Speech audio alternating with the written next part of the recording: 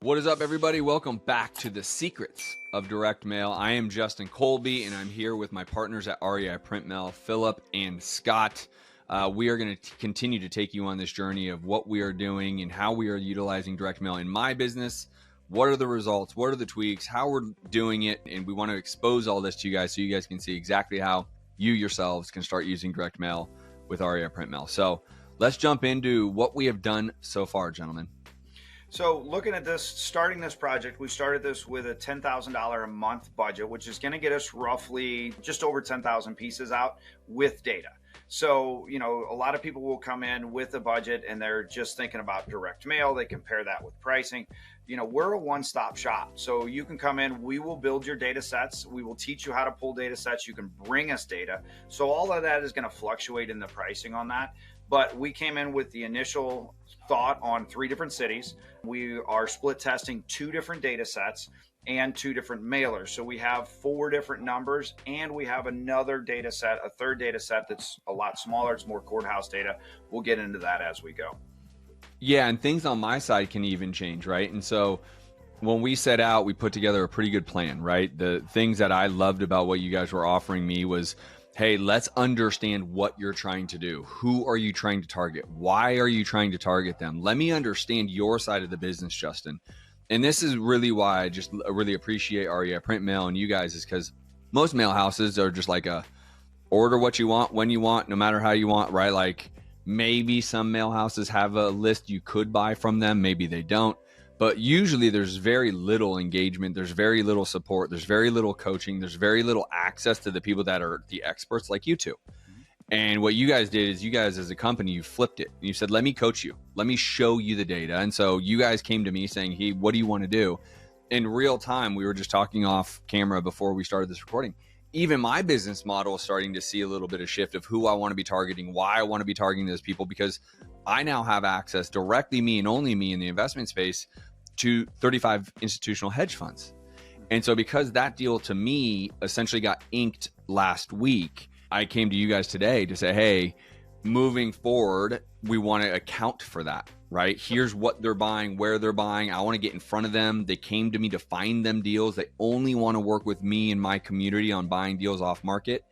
And so I just think it's so great that there is opportunity to adapt, right? Change, be flexible with what I'm trying to achieve, because most people who have ever followed me or have learned anything from YouTube or podcasts, they also realize like you got to think about what the best exit strategy of those assets are. Yep. That's been talked a lot about. Well, if you are a fix and flipper, then everything needs to be a fix and flip type strategy. If you are buy and hold, usually it's got to be the same. You're going to have that strategy. But if you start to have access to different exit strategies on your properties, so for myself, I fix and flip myself, I buy and hold myself, typically the Burr model, you layer in now the access to the hedge funds who buy at much higher price points based around their model. I want to get all of that data. I want to get all of those homes with the data set. And that's where you guys come in to be able to show me, here's the data that we need to be targeting. And one of the things to think about with that, and this is the way I break it down for most of my clients, is think about when we go grocery shopping. You walk to certain departments to get certain things. You know, you go to the produce, you know, so if I have a vegan shopper, I'm not going to go to the meat department. I'm going to exclude this data set or this style of properties in this data set because we don't have a disposition strategy for that yet. So we go through and start reverse engineering, start with, hey, what's your disposition strategies?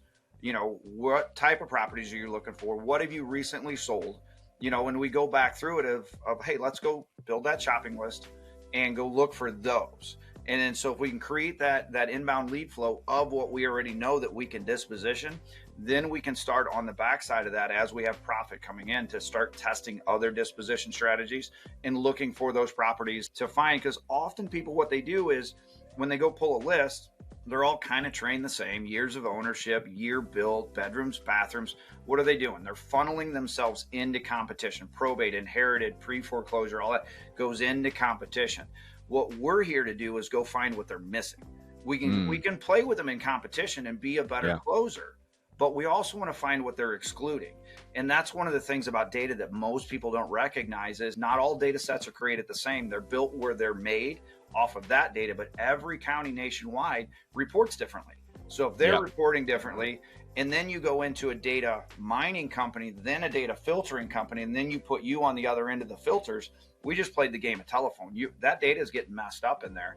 Things are being missed. And we utilize like our AI platforms to find what people are missing. We also use our knowledge of clients that are throughout the United States that will come across something, bring us info, and we're like, oh, that's a good idea. Let me go look, is that good in your area? So we take that non-biased approach to figure out what's going on in your area, what you want to find you, what's the best data set. So what did we start out with? Let's take them on the journey. What did we start out with data sets? Do we have that information that you can say like what we were targeting and what we're doing? I know we spent roughly 10 grand. What kind of mailer are we using? What kind of data set did we go after? What did we target? Let's talk about that. Yeah, absolutely. So the way the whole journey started, right, is Justin and I had a conversation. We had to set up a meeting. I kind of sent him some bullet points as far as, hey, what is that ideal property? What is your ideal property? What does that look like? What do you like to buy? What do you like to invest in? And then I took that understanding and I said, okay, we stack lists here. So we have 3 different specialty lists that we pull. One, you're going to hear it brought up often, is called our invisible list. Then we have our shipwrecked data.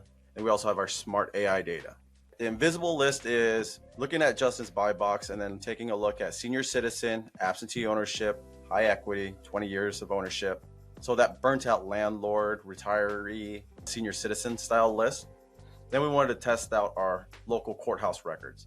I always call the shipwreck data our pain data. That means it's anything in that municipality that has some type of paper trail. Lis pendens, tax liens, tax lates, pre-foreclosures, death, bankruptcies. And divorces as well. So we're going to chase any property with paper, with a paper trail to it.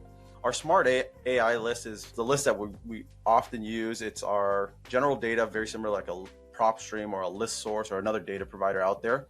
But what we do is, because we pull lists for clients every single day, we see these nuances or these missing areas of opportunity that most investors are missing. So looking at your buy box, seeing the filters that work specifically in your market, because every market is specific, and then running it through our AI algorithm. REIPrintMail, because everybody's using AI, we introduced AI to our data sets. What it's looking at is it's compiled all of our response rates, our qualified leads that we've captured for other clients, created an ideal avatar of who responded to mail, and then takes every single one of our records from the smart list and ranks it on a 600 to negative 600 score. For the last 2 years, we've been mailing to every single score, negatives to positives. All the responses came back from the ones that scored higher. So that tells us one thing on that smart list. Mail less, still yield the same response. So we cleaned up the data even further, so enhancing your data. And then that's the same thing we did here on Justin's campaign. We wanted to shoot all 3 lists, running them through, stacking them together, deduping anything that showed up multiple times. So we're only mailing one mailer to that person, but running it that way. As far as what's working best in that market, as far as mail piece goes, we opened up our book of business to Justin, and we will do this with every single client. We'll just say, hey, in that market, this is the top performing mail pieces that we see working. Justin and I chose 2 of the best top performing pieces in that market. And then we split the data randomly, because now we're going to test that metrics. We're going to watch those KPIs as far as what mail piece is outperforming what mail piece. What we're doing with this is we're taking our static pieces that we know work well, and then we're kind of testing the data more to know which data set's going to provide the best response rate. And KPIs just simply tell the story. If you're not tracking what you're doing inside of your business, you don't know what to pivot to and what to pivot from. And in looking here, now we've only had the mail on the ground for about a week and a half. It landed at the beginning of last week. And you can already see, here's the number of pieces we sent. There's your shipwreck. That's your courthouse data. We've generated 7 calls. We got a really good response rate off of that. Now, response rate isn't everything. That's just calls. Those could be people saying, get off my lawn. But ultimately, what we're looking at is how many first-time callers did we have out of that? And then how many of those with our call center are qualified leads? This is an issue in most campaigns out there. We found through KPIs that most of our investors were only answering the phone 45% of the time live. And we know live answer is king. So there's a leak in their boat. Every other phone call coming in, which are anywhere from $100 to $500 a phone call that you're paying for, you're only answering every other one. So these are things that we're going to look at with you to say, hey, of the national average or of the average of other clients in your state, to compare what you're doing to, there might be a leak in your boat saying, hey, we're not qualifying all the leads. We should see this many contracts. So we're going to build along with you with your partnership to find where the good things are and where the bad things are, fix the bad, lean into the good. I hope that makes sense.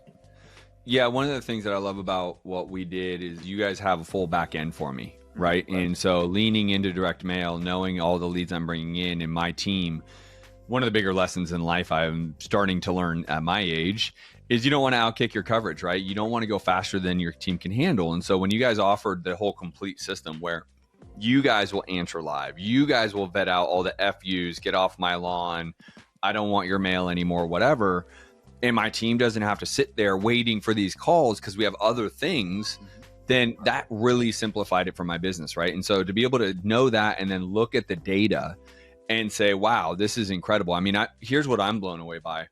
When I left direct mail, probably 2016, there was literally a 0.25% callback rate, 0.25%, which would be 0.2.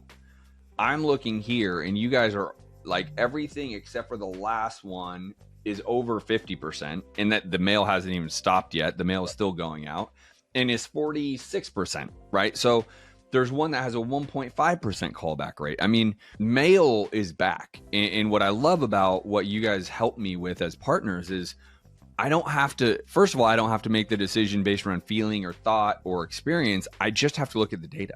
Yep. And then lean into what the data reports back to me, right? Well, yeah, and let's look at what the system is that we're utilizing with you. Is we call it our REIComplete, our done-for-you system, to where we manage your data. You can bring us data. We're going to split test it. We're going to remove duplicates. We're going to do everything for you. We're going to funnel that into the best mail pieces. The mail pieces are going to go out with one of our tracking numbers on it. With that, that's going to funnel through to you. If you want to answer live, that's fine. If you miss that call, it goes back to our live answer. We can set that flow up however you want to do it that fits your company the best. Now, once the calls come in, anything that is, qualified, and what are we looking for? We're looking for minimum coverage here of, do they have a house? Are they interested in talking to somebody to sell? Ultimately, these are your leads. They're going to you. We're not going to make the decision of whether it's qualified or not unless they're like, hey, stop mailing me, get off my lawn, I don't want to talk. But those people go into the follow-up bucket. So what's going on with the follow-up bucket is if one of our live answer people talk to that person, they're not interested right now. They say something along the lines of, no, I'm not interested. I don't want to sell my property right now. They didn't say stop calling me. So we're going to put them in a 30, 60, or 90-day follow-up track. And we're going to live call them back till we get them on the phone again for over 2 years. So we're going to do your live follow-up. We're going to screen and qualify everything there. So you're only left to chase the qualified leads. Now, of that, everything that comes in goes right through our KPI report that you're seeing on the front of the screen now. And so we know exactly what's working and what's not. And then we can pivot to and pivot from. Yeah, and that's the power here is we want to take you on this journey of exactly what we're pivoting. And so I want to tell you, based around the data everyone here is looking at, what we've been able to bring in-house with qualified leads through your back end, Scott and Phillip, is we have 35 total leads, which I'm looking at. Out of those 35 total leads, everybody, like we've already have 3 offers out in the middle of kind of getting those sellers over the finish line. And we have 3 offers we know today, this morning, before I had my team meeting, before I did this recording, we have 3 offers going out today. That's 6 total offers. And I think we have a week and a half of mail actually on the street. Is that right? That's right. Yep. Yeah. I mean, this is data driven. Like, I'm excited. Those numbers are staggering to have that many offers based around the lead volume that we have in, right? If we even do half of the offers get to completed, which nationally, for people that are, making multiple offers, typically you're going to have about 50% finish and get completed to become a deal. Well, that's essentially 1 out of every 10 leads I get, I'm getting a deal. It's right. Just math. Yep. Now, if we're better than the national average and I can get 4 of the 6 over the finish line, like the math is just over the top great, and we can make changes and tweaks given the data sets, right? I mean, that's really where I'm geeked up about it. Yeah. So on this dashboard here, we're looking at, we have, calls coming in. This is total call volume. And this is what we talk to most clients about is how many phone calls did we generate? Because it's a baseline total calls. And we can reverse engineer that math to say, hey, this is working or this isn't working based off total call volume, because that number is static for everybody. Then once you get into lead flow and what's qualified, this is where the call center comes in. So you're only working the 35 qualified leads, and then we can come in and see where those leads are coming from. So it doesn't matter really response rate all the time. Ultimately, we're looking for ROI, cost per deal. It closed. Where did the deal come from? We can have a low response rate. Interfamily transfer is known for this. We send out a lot of mail. We get very few calls, highly qualified, highly motivated. So a lot of times we'll close more deals in certain areas. So we've canceled campaigns before because of low response rate, and then look back and the mail didn't land, or they weren't quite ready, or it was the holiday season and they were taking that mailer to the Christmas parties to talk to their relatives about, and then they call back later. So with KPIs, it really starts to tell the story, but you have to let it work a little bit. Yep. So for example, what we're looking at here is we have a Smart AI SOPS 4 that right now our cost per lead is high at $11.76. We've only had 2 qualified leads off that. So we're going to keep an eye on that. Now, it might be that it went out a little bit later, or it's getting a different response. But something also to look at that is we have the invisible list down here. That's our primary list. So we stack that up here. We put smart underneath it. We removed all the duplicates here. So it's going to be a slightly weaker list, but we know how to read that. So the biggest thing with KPIs is knowing how to read them to get an accurate measurement of what's going on. And we help and walk you through that whole scenario. Absolutely. Guys, I couldn't be more excited about walking everyone watching this. I want you guys all to understand, we're going to walk you through real time how this is all working. The thing that REIPrintMail can't control is our close rate. What they can control is what is the data they're sending to? What does the mail piece look like? How is the back end call answering service going? How many leads are getting to us? So now what I'm doing is saying, hey, let's show the whole thing. Let's not just talk about the direct mail, the data, the mail. Let's show the conversion rate. Let's show the offers. Let's show everyone, if you do this right. I've been in this business for 18 years. I know how to convert these deals. In fact, what I told Scott and Phillip is I'm going to not just put any acquisition people on my team on these leads. My general manager and myself are the only 2 people touching these leads. That way we can prove model. And we can say, hey, if you're good at sales, if you're good at underwriting, if you know the target you're trying to hit, then you're going to have a good conversion rate. And again, even if 3 of the 6 offers come to fruition, 3, that's incredible. Right. That's 1 out of every 10 leads we are doing a deal. I mean, you don't really, there's some people who tout, they're 1 out of 7 or some shit. But what I would say is by the end of the year, let's see. Yeah. Do I believe we could be 1 out of 7 by the end of the year, where we give enough runway for mail for people to be calling in who never called initially, but now they're calling because they're going through a life event?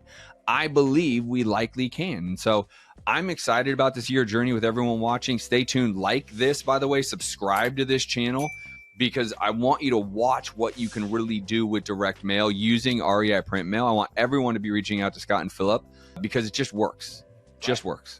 And that's the beauty of it is one, you're going to get insider leaks on what is coming, what is going to be the next kind of mail pieces and that, because we're going to talk about them. We're going to talk about the future and setting up what's coming next, whether it's a new data set that's coming out, because that's AI is just changing all of that. That's constantly evolving. And one of our things is our call center actually is machine learned back into our AI. So every qualified lead teaches our AI to be better. What's a qualified lead today compared to 6 months ago and 12 months ago? So as the industry changes, it's learning. But we're going to walk the whole journey. Everything that we know inside of the industry, we're going to go across. But the beauty of it is they get you. So the closing side, the coaching side that we can't control, like we can coach you on mail and data and all of this. We can't close the deals for you. All we can do is tee them up. You're going to teach them how to swing for the fences. I love it. And so let's just keep delivering great stuff. I don't care how often we do this. I think we should probably do it every 2 weeks, something of that nature, because I think more and more mail is going to be dropping, more and more offers and calls are going to be connecting. I'm excited. Yeah, absolutely.